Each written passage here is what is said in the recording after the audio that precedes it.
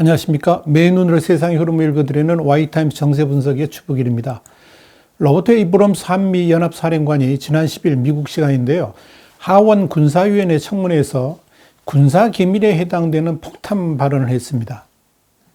에이브럼스 사령관은 이날 한미동맹이 도전받고 있다라고 전제한 다음에 북한의 미사일 역량에 대비하기 위해서 획기적인 개선을 하고 있다. 이런 말을 던졌습니다. 그야말로 이 한국 정부가 기절초풍할 이야기들을 꺼내놓은 겁니다. 현재 미국의 미사일 방어청 MDA가 아주 중요한 세 가지 특별한 역량을 개발하고 있는데 그중 하나는 이미 한반도에 배치가 됐고 나머지 두 요소도 올해 안에 한반도에 전개될 것이라고 말을 한 겁니다.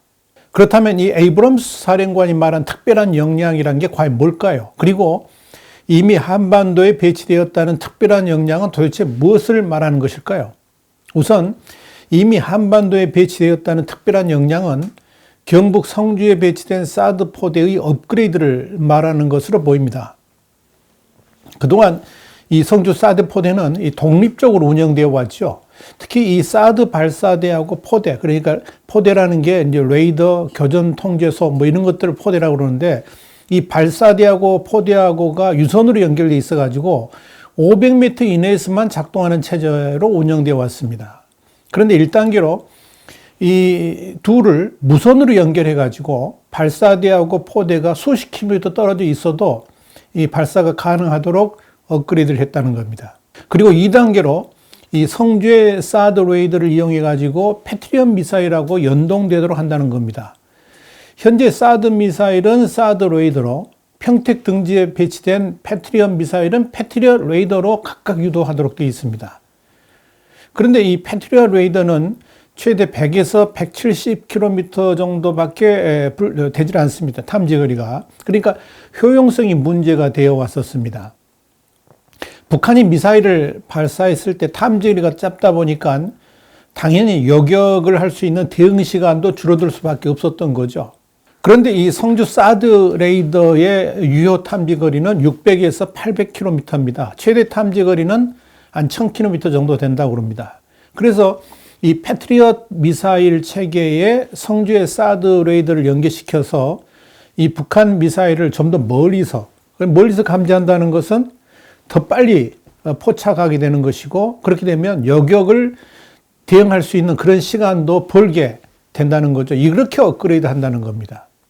그러면서 아예 차제에 이 사드 레이더를 통해서 사드 미사일은 물론이고 패트리엇 미사일도 발사할 수 있도록 통합 운용하는 이 3단계 업그레이드까지 실시한다는 겁니다. 2단계 업그레이드 단계에서는 사드 레이더를 통해서 발사는 따로따로 하는 체제였는데 3단계 업그레이드에서는 아예 사드하고 패트리엇을 통합 운용함으로 인해 가지고 고도 150km 상층부터 20km 이하 하층까지 사드하고 패트리엇을 필요에 따라서 사드를 할 수 있고 패트리엇을 할 수 있고 이런 식으로 효율적으로 쏠 수 있게 된다 하는 이야기입니다. 이 3단계 업그레이드를 통해서 2018년 이후에 북한이 40에서 50km 이하의 낮은 고도로 비행해가지고 요격이 어려웠던 KN-23 북한반 이스칸데르 미사일 그리고 600mm급 이 초대형 방사포도 얼마든지 요격이 가능해집니다. 그동안 북한이 이 북한판 이스칸데르하고 초대형 방사포 같은 것을 성주 사드 기지를 섞어서 쏜다 그랬을 경우, 섞어 쏘기를 했을 경우는 속수무책이었거든요. 그러니까 초토화될 수밖에 없었는데 이걸 완전히 극복할 수 있다는 의미입니다.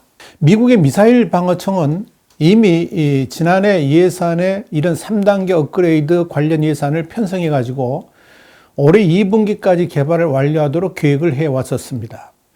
이 에이브럼스 사령관의 발언은 바로 이런 이 사드 업그레이드하고 관련된 것으로 판단이 됩니다. 그런데 이 에이브럼스 사령관의 청문회 발언이 언론을 통해서 터져 나오니까 우리 국방부는 아주 당황한 것 같이 보였습니다. 이런 사드 업그레이드에 대해서 우리 국방부도 자세히 모르고 있는 듯한 반응을 그렇게 보인 겁니다.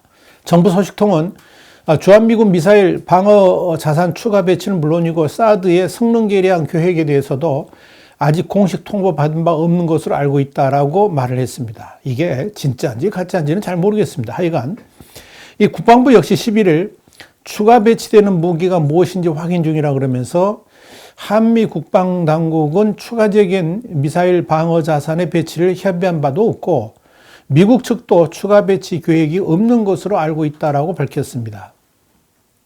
그러면서 미군 전력 운용에 대한 세부 사항을 우리 국방부에서 확인해 줄 수 없음을 양해 바란다라고 말을 했습니다. 국방부는 지난해 5월 이 성주 사드 기지에 장비하고 물자가 반입되었을 때 노후 장비 교체일 뿐이고 성능 개량은 아니다라고 이렇게 말을 한 바 있습니다. 성능 개량 가능성을 강력히 부인했었죠. 그런데 이 우리 국방부의 발표에는 묘한 뉘앙스를 느끼게 만듭니다. 우선 이 사드 업그레이드를 직접적으로 말하지 않고 사드 추가 배치를 말하고 있다는 점입니다. 이건 사실상의 이 성능 개선에 대해서 입을 다물고 있다는 의미입니다. 이건 지난해 5월의 발언과는 상당히 어감이 좀 다릅니다.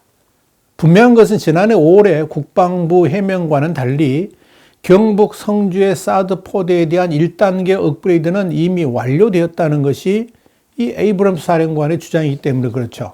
이런 사드 업그레이드를 국방부는 정면으로 부인하지는 않고 애둘러 사실상 시인하는 발언을 했습니다. 부승찬 대변인은 11일 미국 미사일 방어청은 기본적으로 상승 단계, 중간 단계, 종말 단계로 나눠가지고 미사일 역량을 지속적으로 강화하고 있는 것으로 알고 있다 그러면서 이런 것들은 추후에 확인해가지고 공개가 가능한 부분, 설명이 가능한 부분은 설명드릴 기회가 있을 것이다. 이렇게 말을 한 겁니다. 우리 국방부가 이렇게 사드의 업그레이드라든지 추가 배치에 대해서 입을 제대로 열지 않고 그리고 대충 얼버무린 이유는 중국의 눈치 보기 때문에 그렇습니다. 서 국방부 장관은 지난해 10월 21일 중국 공산당의 웨이펑어 국방부장하고 전화 통화를 한 적이 있었는데요. 이날 통화에서 서욱 장관은 중국 측에다가 뭐라고 말을 했느냐, 장병들의 생활 여건 개선을 위한 물자 반입을 한 것이라고 설명했고 여기에 대해서 중국 측도 공감을 했다라고 말한 적이 있습니다. 이렇게 그야말로 극도의 친절한 설명이 지난 5월에도 있었다. 뭐 이런 말까지 덧붙인 겁니다. 어이가 없습니다. 이런 서욱 장관의 발언에는 크게 두 가지 문제점이 있습니다. 우선 왜 우리가 북한 미사일의 방어를 위해서 설치한 사드 관련 물자 및 장비 반입에 대해서 중국 쪽에 양해를 구하고 설명을 해야 되느냐 하는 문제입니다. 이건 대한민국의 군사 주권을 포기한 것이나 다름없습니다. 두 번째는 사실 지난해 5월에 장비 반입은 이 사드 포대의 1단계 업그레이드를 위한 것이었는데요. 장비가 들어가는 장면만 봐도 전문가들은 무엇을 위한 것인지 금방 짐작할 수가 있습니다. 특히 미국의 미사일 방어청이 예산을 통해서 이미 암시를 했었기 때문에 그런 업그레이드가 진행될 것을 이미 짐작하고 있었습니다. 그런데도 국방부 장관이 단순한 군인들의 생활 편의를 위한 장비 반입이라고 한 것은 국방부 장관마저도 그날의 장비 반입이 무엇 때문에 이루어졌는지 실시된 것인지를 제대로 파악하지 못하고 있었거나 알면서도 북한과 중국의 심기를 불편하게 만들 것 같아서 거짓말한 것, 둘 중에 하나겠지요. 그런데 이런 황당한 일을 국방부만 한 게 아닙니다. 외교부도 지난해 5월에 사드 장비 반입에 대해서 다양한 경로를 통해서 중국 쪽에다가 관련 내용을 설명했습니다. 정부는 주한미군과 한국군의 무기 추가 도입이 아니고 노후 장비를 교체하는 것이라고 강조를 했고요. 중국 측도 거부 반응을 보이지 않았다라고 전했습니다. 그런데 그런 정부의 발표도 거짓말이었습니다. 왜냐하면 중국 측은 5월 29일 강하게 반발했기 때문에 그렇습니다. 특히 이 중국에 한국 파견 총독같이 행세하는 사람이 있습니다. 싱하이밍 주한 중국 대사인데요.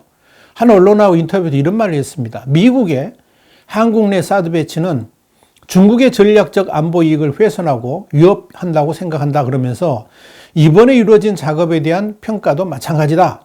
사드 배치에 대한 중국의 반대 입장은 일관되며 명확하다라고 밝혔습니다. 사드 자체를 퇴출하라 이런 요구를 한 거죠. 그런데 말입니다. 진짜 열받는 게 있는데요. 이렇게 한국의 사드 관련 물자 반입에 대해서 중국의 이익을 해친다 그러면서 노발대발하는 중국은 정작 우리 한국을 향한 사드를 대거 배치했다는 점입니다. 중국은 지난해 말에 우선 내이먼구에 한국과 일본 전역을 감시할 수 있는 최첨단 템보 초지평선 탐지 레이더를 설치했습니다. 최대 탐지 거리가 3,000km입니다. 그러니까 사드의 X밴드 레이더 1,000km 말을 하는데 이거하고는 비교가 안 될 정도로 길죠. 그래가지고 한국은 물론이고 일본 전역까지 감시할 수가 있습니다. 특히 이 레이더는 미국의 최첨단 스텔스 전투기 F-35까지도 실시간 감시할 수 있는 능력을 갖추고 있습니다. 이미 중부에 배치된 레이더와 함께 운영하면 서태평양의 모든 지역을 커버할 수 있게 됩니다. 주 임무는 미국의 미사일 발사 탐지, 그리고 대륙간 탄도미사일의 위치 측정입니다. 또 대양을 오가는 항공모함과 군함들의 행적도 24시간 추적할 수 있습니다. 중국은 이와 별도로 이미 헤이루장성 샹하산에 미국의 조기경보 시스템 페이브4와 성능이 맞먹는 탐지거리 5,500km의 신형 위상배열 레이더를 설치해 놓고 있습니다. 이 사진만 봐도 어마어마합니다. 거창합니다. 이뿐 아닙니다. 한국의 사드 배치에 그 난리를 치던 중국이 자신들도 러시아판 사드를 지난해 12월 산둥반도에 배치를 했습니다. 러시아의 최첨단 방공미사일 체계인 S-400 트라이엄프 연대 첫 인도분이 실전 배치된 겁니다. 러시아판 사드로 불리는 이 S-400은 레이더가 최대 탐지 거리가 얼마냐면 700km입니다. 한반도에서 100여 킬로미터 떨어진 산둥반도에 배치를 했는데요. 한국군과 주한미군의 움직임을 환히 탐지할 수 있게 됩니다. 그러나 중국의 사드 배치에 대해서 우리 정부는 어떤 반응도 보인 적이 없습니다. 중국이 이렇게 한국과 일본을 향한 사드 배치와 함께 강력한 레이더들을 배치하는 상황에서 미군도 북한 미사일 방어를 위한 사드의 추가 배치도 계속 추진하고 있습니다. 우리 정부는 그런 논의가 없었다라고 부인합니다만 사실 지난해 1월 이미 우리 국방부에 전달이 됐습니다. 이때 사드 포대의 업그레이드 계획도 전달했고 사드 포대의 추가 배치도 단행한다는 사실을 이미 통보를 했습니다. 그게 현재 이미 들어와 있는지 평택기지에 들어와 있는지는 확인할 수가 없지만 이미 통보를 했다는 거죠. 그런데 지금 미국이 하고 있는 행동을 보면 이미 평택에도 사드 포대가 추가되지 않았느냐 이렇게 지금 예상이 되고 있습니다. 미국이 이렇게 사드 추가 배치까지 한다는 게 뭐냐면 철저하게 한국의 안보를 담보하기 위해서입니다. 더불어 한국에 배치된 주한미군의 안전을 위해서 그렇게 사드 추가 배치까지 하겠다는 겁니다. 따라서 사드를 철수하라는 중국 측 요구는 뭐냐면 주한미군도 철수하라는 말이나 똑같습니다. 그런 중국 쪽에 말도 안 되는 요구에 동조한다는 것은 그게 뭐냐면 주한미군 철수와 함께 한미동맹 파기를 요구하는 것이라고 해도 과언이 아닙니다. 그런데 우리 정부가 북한과 중국의 눈치를 보느라고 이런 미국의 사드 업그레이드와 추가 배치에 대해서 적극적인 협조를 하지 않거나 책임을 방기한다 그러면 이건 그야말로 대한민국의 국방을 포기한 것이나 다름없는 이적 행위라고 말을 할 수가 있을 겁니다.